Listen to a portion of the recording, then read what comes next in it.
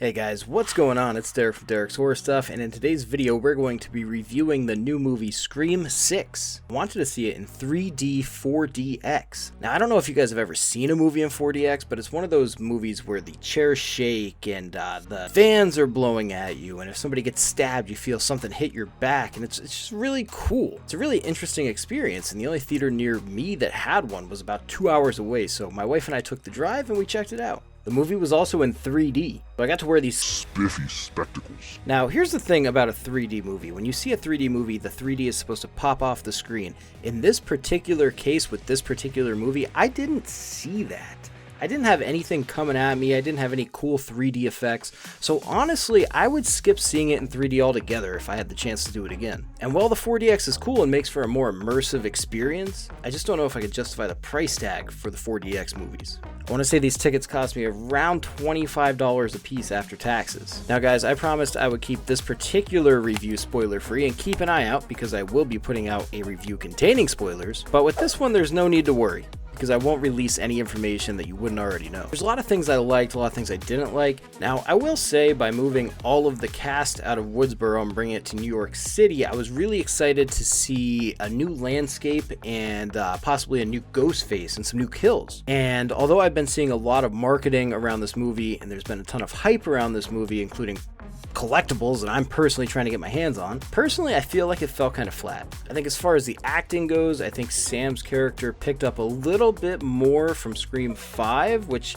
I do like, because Scream 5 I wasn't a huge fan of. I thought it had its moments, but I thought that she was maybe one of the weaker points of it. In this movie she gets a lot more screen time, and I think that she put on her acting chops a little bit better. I still don't think she's the greatest actor, if I'm being completely honest, but I think she was better than the movie before it. We also get to see Billy Loomis again with his de-aging software that they use on Skeet Ulrich, which by the way is just not very good. I feel like we're in a time right now where we can watch a movie like The Irishman and see Robert De Niro transform from like an 80-year-old dude to like a 20-something, but yet we still can't really do much past a little bit of makeup on Skeet Ulrich to make him look younger, because Sam wouldn't know what he looked like as a 50-year-old man.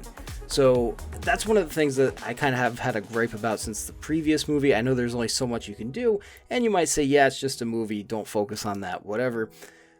But it's a gripe, and I think it's an actual gripe, especially since we're just throwing him in there a little bit at a time. I think a little bit of CGI on that could be beneficial. Well, I think that there were some really cool kills in this movie. I also think that it fell flat, again, a lot. I've seen a lot of people talk about the kill counts and how brutal Ghostface is. When you think about this movie after the fact, there weren't really that many deaths. One thing I did really like was Ghostface mask, and the reason I like that is because, you know, I'm the kind of guy that likes the Rob Zombie version of the Michael Myers mask. I like the decayed look, I like the distressed look, and I think that really looked cool in the Ghostface mask as well. I thought that this movie definitely had some really good moments in it, and I think that even in 4DX there were some scenes where I was like, whoa, this is really cool. The chair would start shaking at the right time, or little spouts of water would come out in front of you when somebody got stabbed, so you get like a little drizzle on you. And I think overall the experience of seeing the movie was pretty awesome. But I think if I'm comparing this Scream 6, to any other Scream movie in the franchise, I'm putting it at the end of the list, where it belongs and where it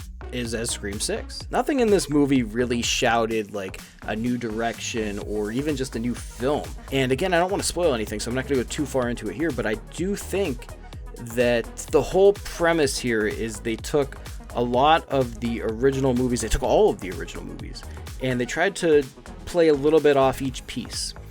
And while that could be a cool idea, I think if anything, it just came off kind of, to me, as a lazy idea. And what I mean by that is I think they just took little aspects of each movie before it and tried to put them all together, but at the end it didn't really tie in as well as I had hoped. Now, you will be shocked, I will say, you will be shocked at the end as to who Ghostface is. Personally, again, I think it was a little bit predictable, but nevertheless, there is a little bit of a shocking twist. Now, for me personally, the movie I just saw was the 3D 4DX fan event, so it was supposed to be a special screening of the movie before the actual release day. And while it was really cool, I don't see, once again, anything that really added that much value to it, aside from me getting to see it a little bit earlier than most people. They were, however, giving away these really cool Scream prints, which I think are really dope.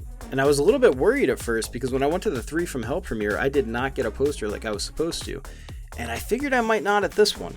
So I was really glad at the end when they actually pulled these out because we didn't get them when we came in. I think Scream 6 is just at a point now where it doesn't even need any of the legacy characters anymore. They keep popping in here and there like Gale Weathers, but I don't think they're needed, and I'm just going to say it. I think that Neve Campbell had such a small role in Scream 5 that we really didn't need her in Scream 6. And the original idea apparently was just going to be her having a small cameo anyway. So when the studio wasn't willing to pay her what she wanted or what she felt she deserved, she said, no, I'm good on this. And you know what? I think that's perfectly fine. I think Neve Campbell is fine not being in Scream. I think Sidney Prescott is fine being away from Woodsboro. If you want to keep these movies continuing, you can't do that and still have Sidney. It's just gonna turn into Halloween, how we have an 80-year-old woman running away and fighting off Michael Myers. It's the same concept to me. And so I think with Scream 5, they did a great job in literally and metaphorically passing the torch to the newer